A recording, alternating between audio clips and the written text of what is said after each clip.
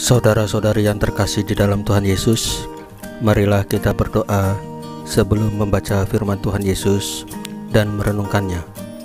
Dalam nama Bapa dan Putra dan Roh Kudus, amin.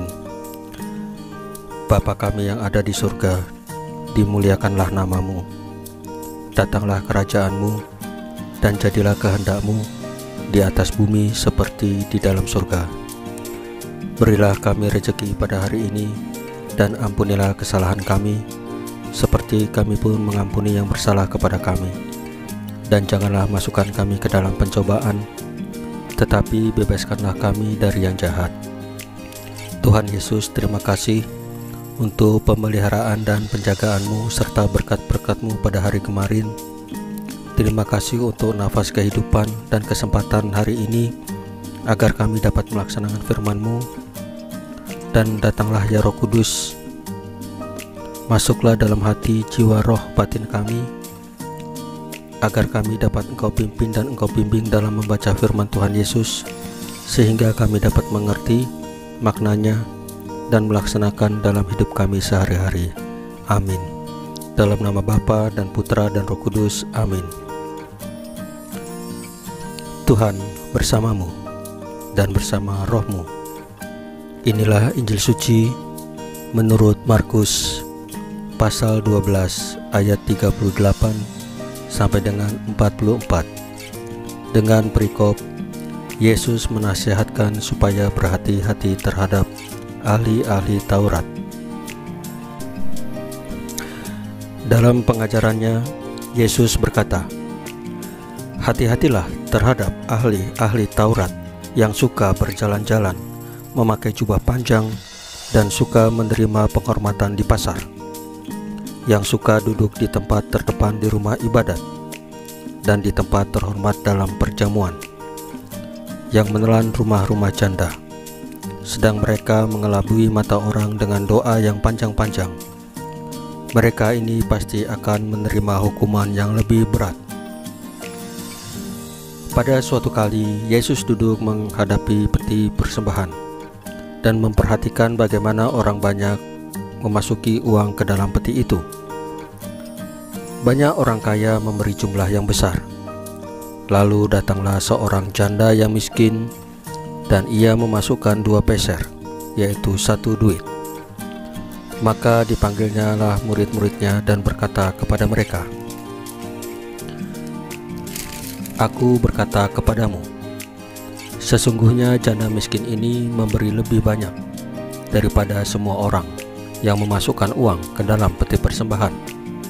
Sebab mereka semua memberi dari kelimpahannya, tetapi janda ini memberi dari kekurangannya, semua yang ada padanya, yaitu seluruh nafkahnya."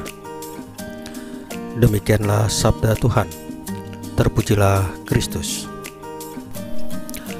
Saudari-saudara yang terkasih di dalam Tuhan Yesus, dalam bacaan hari ini kita terinspirasi oleh 2 janda yang sangat murah hati dan menyerahkan diri mereka pada penyelenggaraan ilahi. Lalu apakah yang bisa kita pelajari dari sikap janda di Sarfat itu?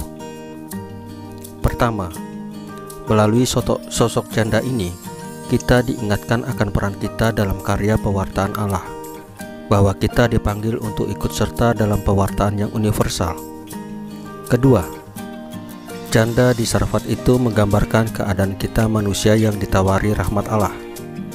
Tuhan selalu dengan senang hati menunggu tanggapan kita terhadap undangannya. Saudara-saudari yang terkasih dalam Tuhan Yesus, dari tokoh janda miskin yang ada dalam bacaan Injil, kita diingatkan bagaimana memberi dengan ikhlas dari kekurangan. Janda miskin memberikan dengan penuh cinta, bahwa seluruh nafkahnya, karena ia menyandarkan hidupnya secara total pada kemurahan dan penyelenggaraan ilahi.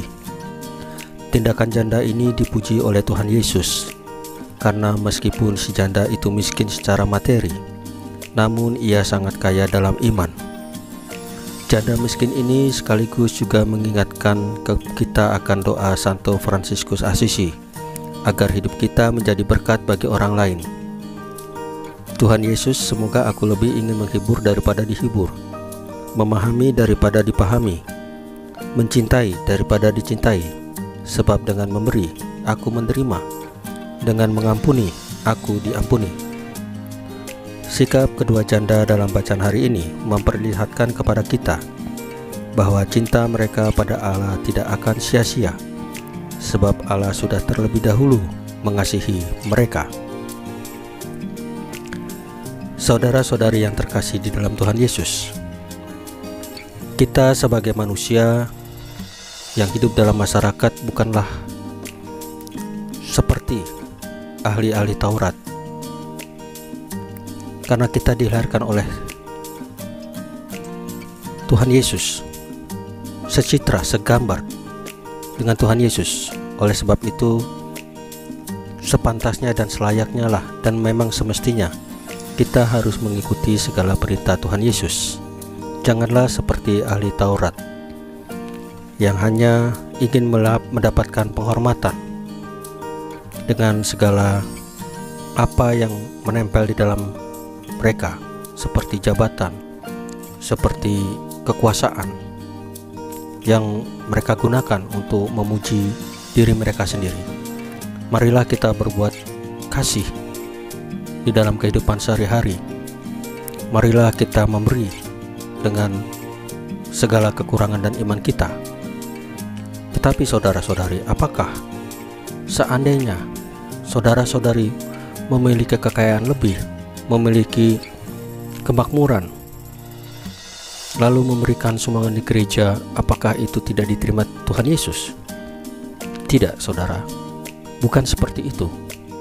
Yang terpenting adalah iman kita. Kita berterima kasih atas segala berkat, karena Tuhan Yesus pun mau supaya anak-anaknya hidup bahagia di dunia dengan segala berkat dan rezeki yang diberikannya.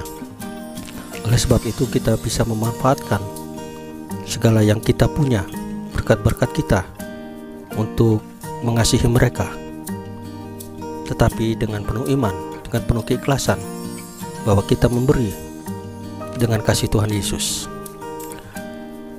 Saudara-saudari yang terkasih dalam Tuhan Yesus, marilah kita berdoa sebelum mengakhiri bacaan firman Tuhan Yesus dan renungan hari ini. Dalam nama Bapa dan Putra dan Roh Kudus, amin. Ya Allah, bantulah kami supaya mampu menyerahkan diri dan percaya kepada penyelenggaraanmu, sehingga kehadiran kami menjadi berkat bagi orang lain. Salam Maria, penuh rahmat, Tuhan sertamu.